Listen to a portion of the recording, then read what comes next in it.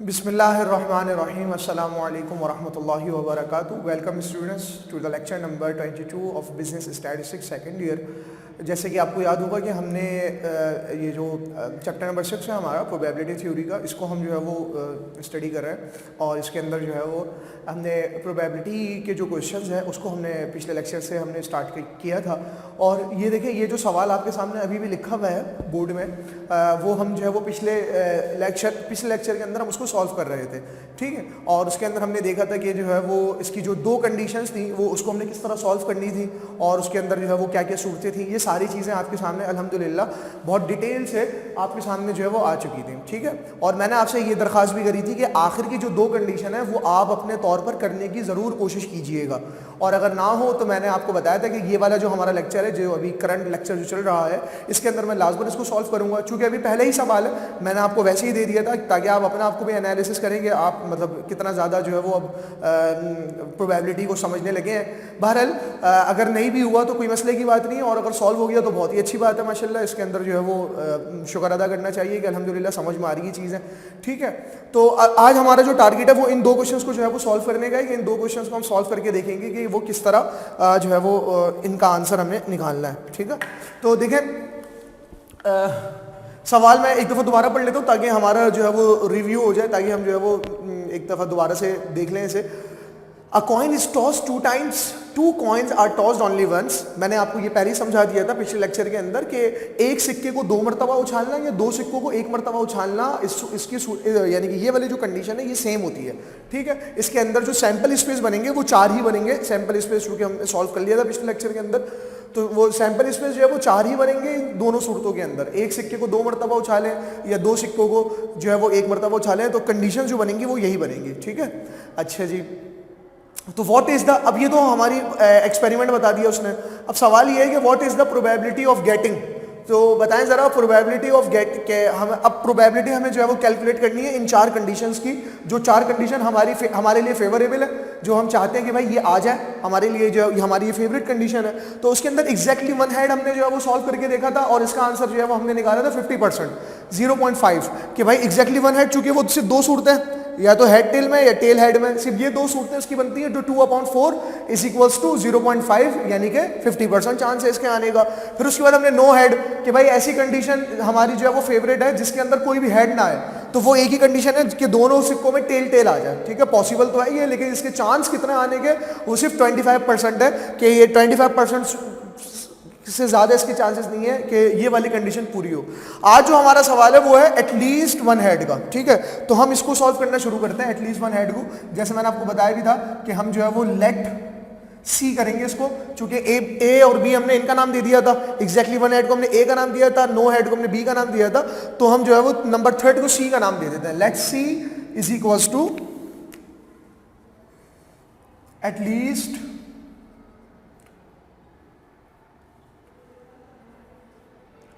At least 1 head, okay, ठीक है। At least 1 head, तो अब हम सी की कंडीशन निकाल। एटलीस्ट 1 हेड का मतलब क्या है कि भाई कम से कम 1 हेड जरूर हो, कम से कम 1 हेड जरूर हो, ठीक है। एक कम, इससे कम मुझे बर्दाश्त नहीं है कि ऐसा ना हो कि एक भी हेड ना हो, 1 हेड होना जरूरी है।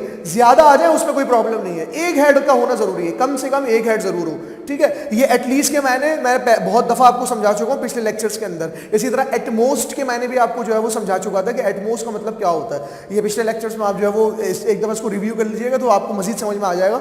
खैर, तो एटलीस्ट का मतलब क्या बताया मैंने आपको कि कम से कम 1 हेड जरूर हो, उससे ज्यादा हो जाए तो मुझे कोई मसला नहीं है। तो अब कम से कम 1 हेड वाले जो सूरतें हैं उसको हम ढूंढते हैं यहाँ पर सैंपल स्पेस जो हमने निकाले। तो देखिए, सबसे पहले हमारे पास 2 हेड है, तो बिल्कुल ये भी इस कंडीशन में पूरा उतर रहा है कि कम से कम 1 हेड हो, 1 हेड से ज्यादा हो सकते, कम ना हो। तो ज्यादा हो सकते तो ज्यादा में ये भी आ रहा है, बिल्कुल ठीक है, तो ये आ जाएगा हेड हेड। अच्छा, उसके बाद फिर अगली कंडीशन हेड टेल की, ये भी इसके अंदर है कि 1 हेड तो है।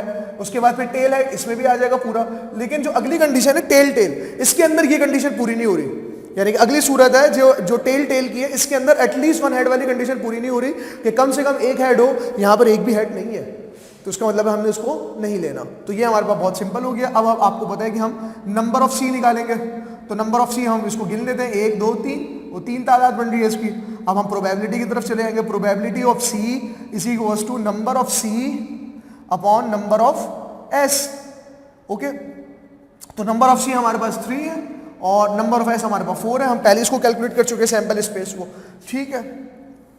अब हमारे पास सिंपल आंसर आ जाएगा, probability of C is equals to 3/4। ये मजीद डिवाइड नहीं हो सकता तो 3/4 और 0.75। 75% चांस है, 75% इस बात का चांस है कि आपकी ये कंडीशन पूरी हो जाए। क्योंकि देखिए ना, 4 में से 3 सूरतें हमारे लिए काबिले मतलब यानी कि हमारे लिए फेवरेबल है और हम इसको पसंद करते हैं, ठीक है, हमारे लिए काबिल तवज्जो है ये 3 सूरतें। तो इस वजह से जो है वो इसके चांसेस भी ज़्यादा हो गए, ठीक है जी, क्योंकि 3 इसके अंदर कंडीशन बन रही है। अब देख रहे होंगे, आपको समझ में आ रहा होगा कि भाई जिसमें एक ही कंडीशन आ रही है उसके चांसेस कम से कम है, क्योंकि 25% चांस है कि आ जाए, ठीक है। और जिसके अंदर 3 सूरतें उसके 75% चांस है। और अगर चारों सूरतें हमारे लिए फेवरेबल हो जाए कि भाई मैं मतलब इन कंडीशन में से कुछ भी आ जाए मैं जीत जाऊंगा, मेरा मतलब यानी कि मैं जो है वो मिसाल के तौर पर जो भी मैं काम कर रहा हूँ सिक्के के जरिए वो मेरे लिए फेवरेबल ही है, तो उसका मतलब ये हुआ कि आपके लिए 100% चांस हो जाएगा। आंसर इसका 1 आ जाएगा, यहाँ पर 1 आ जाएगा आंसर। 1 आने का मतलब क्या होता है कि 100% चांस है कि आप जीतेंगे ही जीतेंगे। सही है, विन विन वाली पोजीशन है, विन विन, आपको हारना ही नहीं है, विन विन है आप, ठीक है। चले अब हम आखिरी जो है वो जो हमारी जो कंडीशन है उसकी तरफ बढ़ते हैं। सेम फेसेस, मैंने आपको बताया था सेम फेसेस का मतलब क्या होता है कि एक जैसी शक्लें आए, दोनों सिक्कों में एक जैसी शक्लें आए। तो ये तो बहुत आसान है, ये वाली कंडीशन बहुत आसान है और ये देते रहते हैं पेपर के अंदर। तो हम इसका नाम दे देते हैं let D is equals to same faces. Yes, ये तो आप लोगों से हो गया होगा बहुत सहूलत से। तो D is equals to same faces वाले कौन सी कंडीशन है? सेम फेसेस, एक तो ये है हेड हेड, ठीक है, दोनों सिक्कों में सेम फेस आ रहा है। और दूसरी कंडीशन क्या है? टेल टेल, के दोनों में जो है वो टेल टेल आ जाए।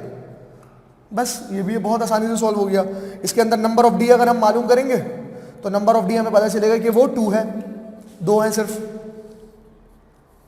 अब हम प्रोबेबिलिटी की तरफ बढ़ जाते हैं।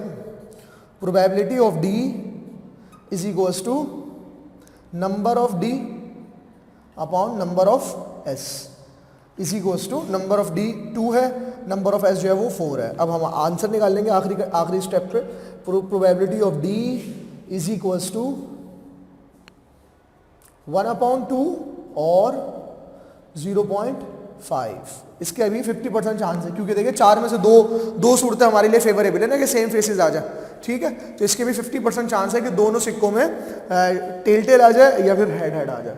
तो ये जो है वो हमारा जो आज का टारगेट था वो तकरीबन पूरा हो गया अल्हम्दुलिल्लाह। ये सवालात भी आपके सामने आ गए। उम्मीद करता हूँ कि ये आपको मुकम्मल तौर पर सही तरीके से समझ में आ गए होंगे। और अगर इनमें कोई आपके जहन में कोई क्यूरी, कोई सवाल, कोई मसला हो तो आप लाजमन जो है वो रब्ता करें, ठीक है। फिर इंशाल्लाह ताला हम नेक्स्ट लेक्चर में फिर हम अगले जो हमारे वो हैं इंशाल्लाह ताला हमारे जो अगला टॉपिक होगा उसके ऊपर हम जो है वो उसको डिस्कस करेंगे इंशाल्लाह। अपना ख्याल रखें। जज़ाकुमुल्लाहु खैरन। अस्सलामु अलैकुम व रहमतुल्लाहि व बरकातुहू।